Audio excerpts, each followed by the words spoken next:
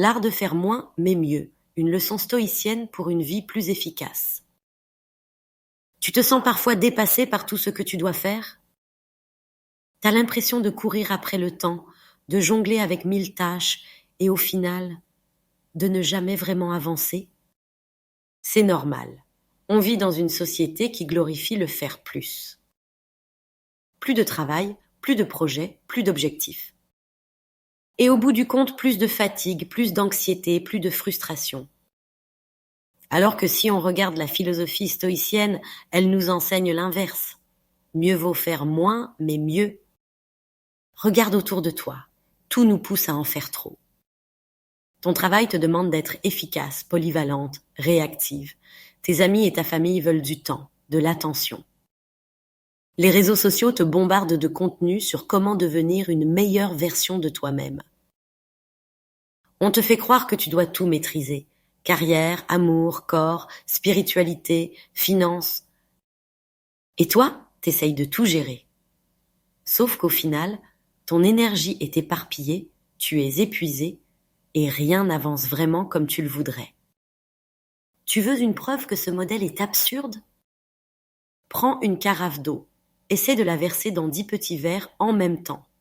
Ridicule, n'est-ce pas? Chaque verre reçoit évidemment à peine quelques gouttes. Mais si tu concentres toute l'eau dans un seul verre, il sera rempli. Ton énergie, c'est pareil. Si tu la disperses partout, elle ne sert à rien. Mais si tu la canalises, elle devient puissante. Marc Aurèle, l'un des plus grands stoïciens, était empereur de Rome. Il devait gérer un empire, des guerres, des trahisons politiques. Et pourtant, il trouvait le temps d'écrire et de réfléchir. Son secret, il ne se dispersait pas, il disait « fais chaque chose comme si c'était la seule qui comptait ». Autrement dit, quand tu fais quelque chose, fais-le vraiment. Si tu travailles, travaille. Si tu es avec quelqu'un, sois pleinement avec lui. Si tu prends du temps pour toi, assume-le sans culpabiliser. Trop souvent, on est dans l'entre-deux. On travaille en pensant à nos problèmes perso. On est avec des amis en checkant notre téléphone. On essaie de se détendre en culpabilisant de ne pas être productive. Résultat, on n'est jamais totalement nulle part. Tu crois peut-être que tu es doué pour faire plusieurs choses à la fois. Répondre à un mail en cuisinant, écouter un podcast en travaillant. Mauvaise nouvelle, ton cerveau n'est pas fait pour ça.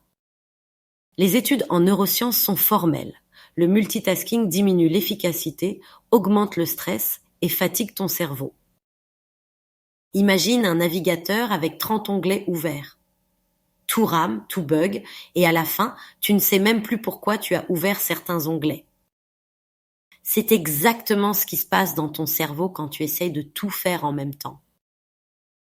Les stoïciens nous apprennent l'inverse. Ferme les onglets inutiles et concentre-toi sur l'essentiel. Identifie ce qui compte vraiment. Chaque jour, pose-toi cette question. Qu'est-ce qui est réellement important aujourd'hui? Pas ce qui est urgent, pas ce qui devrait être fait, mais ce qui apporte une vraie valeur à ta vie. Si tu devais accomplir une seule chose aujourd'hui, laquelle aurait le plus d'impact? Coupe les distractions. Tu veux être plus efficace, alors supprime tout ce qui vole ton attention. Arrête de répondre immédiatement à chaque notification. Apprends à dire non aux demandes qui ne te servent pas. Mets ton téléphone en mode avion quand tu fais une tâche importante. Accepte d'en faire moins, mais mieux. Faire moins, ce n'est pas être paresseuse, c'est être intelligente avec son énergie. Tu préfères écrire 10 mails médiocres ou 2 qui sont vraiment impactants?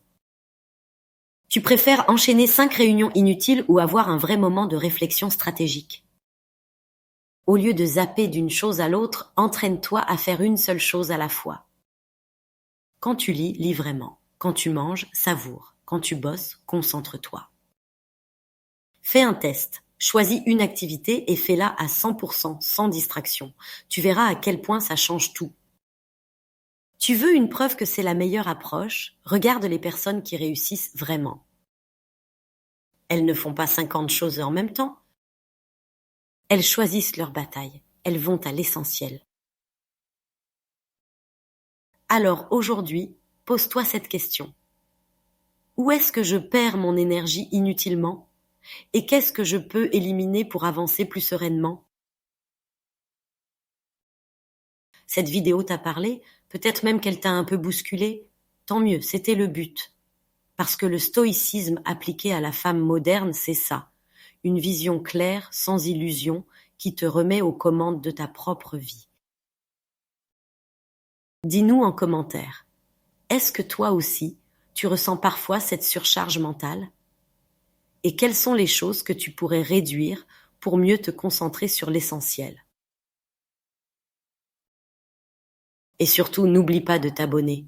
Parce qu'ici, on apprend à penser mieux, vivre mieux et surtout arrêter de s'épuiser pour des choses qui ne le méritent pas.